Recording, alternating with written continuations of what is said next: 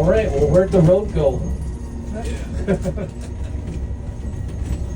All right, so we're coming up on our 30-degree downgrade here, and for this we put the bus in a very, very special gear that takes us down nice and slow. We can only have one unit going down each side at a time. So if we don't have another bus, I can't even see if there's a bus in front of there. So we're just going to pause here for a second and put the bus in our special gear here, and going to take us down nice and slow. I'm not going to do any talking while we're on our way down, but really this is one of the best vantage points here to look over the entire glacier. So enjoy it, and I will catch up with you folks on the microphone once we're down at the bottom. Okay, 42 seconds. Look 4535. 88, please, 88. Stay 10-4.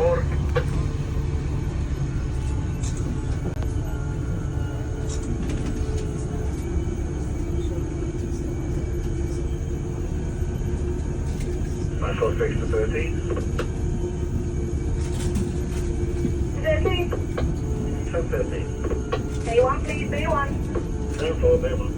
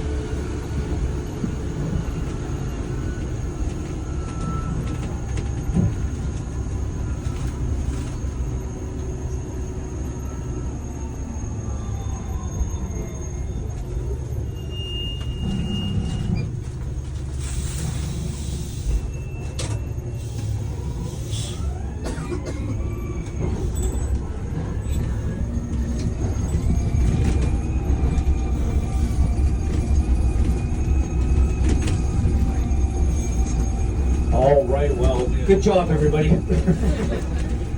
Call that the world's slowest roller coaster right here.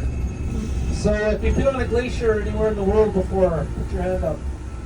Oh, quite a few.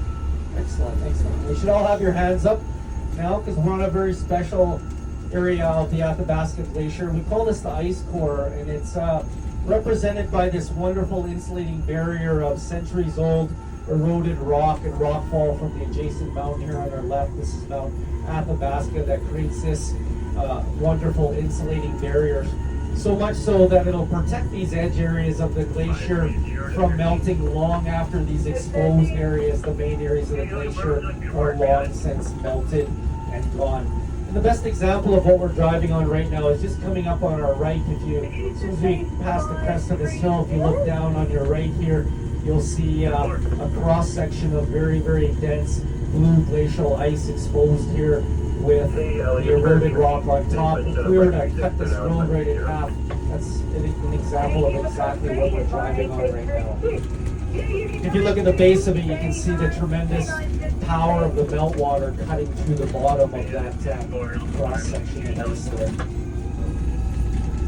And as we make our way closer and closer to the main body of the glacier, you might be saying to yourself that it looks a little bit different than it does way back at the Discovery Center. It's certainly not completely flat like a skating rink by any means. It's got lots of character and lots of peaks and valleys and cracks and crevices, and it's got some coloration to it as well.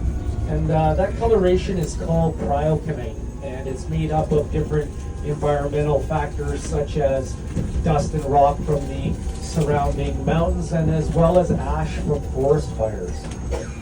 And the cryoconite covering on the glacier can actually act as a melting accelerant for the glacier. It's much like in principle as if you're wearing a black t-shirt on a hot summer day. You're typically going to feel a lot warmer and attract more of the sun's energy, whereas if you're wearing lighter colored clothing, you're typically going to repel or refract that heat and energy. The same principle applies for this light natural coating of cryoconite on the glacier.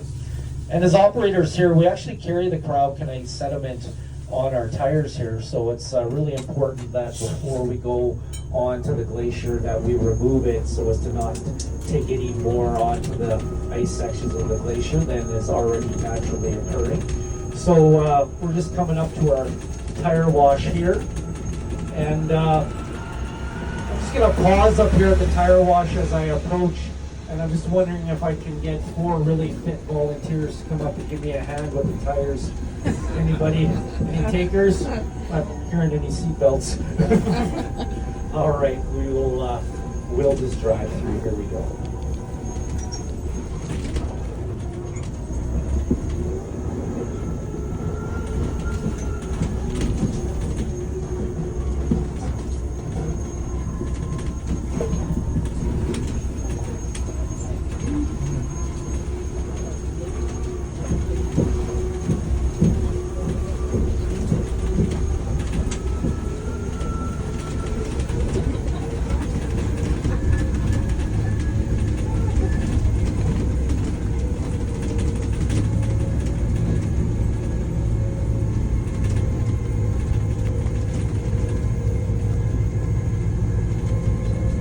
All right, well now you get your first really close-up look at the main body of the glacier.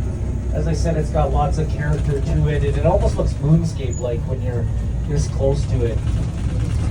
The cracks and crevices have a special name. They're called crevasses, and they can reach dimensions of 40 to 60 meters in length and depth, and they can go down hundreds and hundreds of feet into the glacial floor.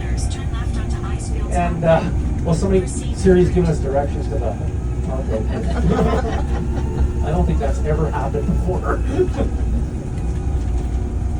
So as I said, the cracks and crevices are called crevasses, and I'm going to share a very special story with you folks on our drive back once we're done exploring up here about a young Alberta University science student who in the 1970s had an up-close and personal encounter with a crevasse, and it absolutely went on to change the direction of his life. And we'll share that story on the way back. Other phenomena that the glacier can develop are things called mill wells. And a mill well starts as a tiny hole, but when the meltwater finds it, it can create this whirlpool or drilling down type effect into the core of the glacier, drilling down hundreds and hundreds of feet, creating these amazing under ice caverns and caves. And once we come to approaching our parking area here, if you look on your left, if you're on the left side of the bus, you'll have a better view. Other side on the way back, but there's 2 mill well holes right on our left here that are so large you can park a car in them right here. All right, well, we're coming up to our exploration area here, and you're going to notice that the area is bordered by some red signs and red roping, and this is our safe zone. So we ask you to please stay inside that area. Do not go outside that area, please.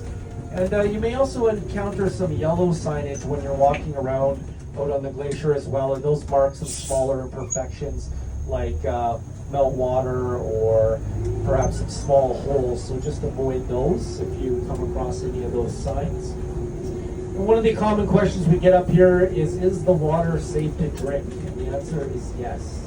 If you'd like to sample the water or fill a water bottle, go up to the top of the walkable point, the flat area, and you can fill your water bottles off the top there. We don't recommend you drink liters and liters of it, but it is definitely safe to drink. And today, I can't emphasize this enough. Today, because of the rain that we had up here in the morning, it is extremely slippery today, okay? So watch your footing when you come off the steps and at all times when you're walking around out here, okay? Take very small steps. We call it walk like a penguin, and be very, very careful.